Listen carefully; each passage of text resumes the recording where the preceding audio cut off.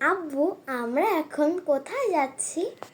আমরা এখন ঝিনাইদহের ঐতিহ্যবাহী রিভার গার্ডেনে যাচ্ছি।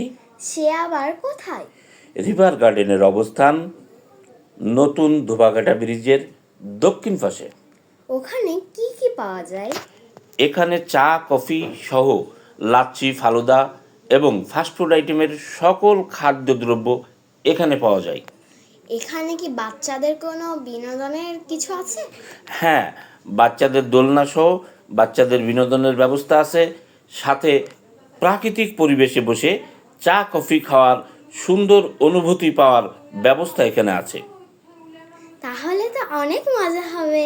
হ্যাঁ, সেই কারণেই তোমাকে নিয়ে যাচ্ছি এখানে, তোমাকে মজা দেওয়ার জন্য। দর্শক মণ্ডলী, আপনারা দেখতে থাকুন রিভার গার্ডেনের আজকের পর্ব। বিনোদনের জন্য রিভার যেমন এই গার্ডেনকে দেখেন পুরো শিশুদের যে 2টি ব্যবস্থা পর্বে আছে, সাজিয়েছি।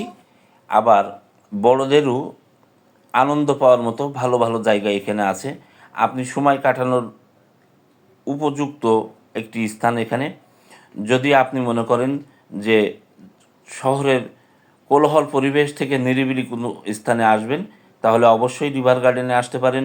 রিভার গার্ডেনের অবস্থান তো আপনাদেরকে আগেই বলেছি, ধোবাঘাটা ব্রিজের দক্ষিণ পাশে।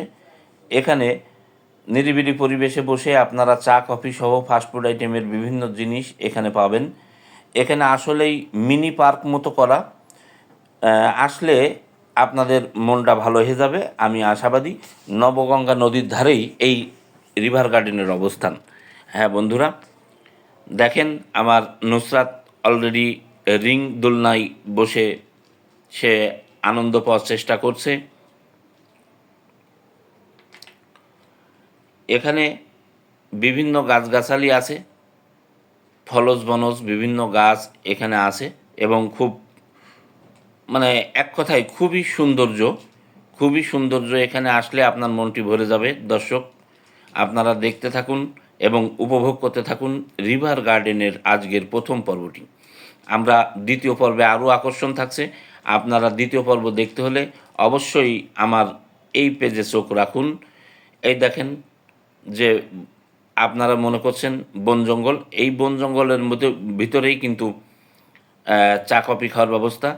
পাশেই দেখেন যে নবগঙ্গা নদী, নদীতে মাঝি নৌকা নিয়ে যাচ্ছে, তারও একটি চরম সুন্দর একটি দৃশ্য আপনাদেরকে দেখালাম।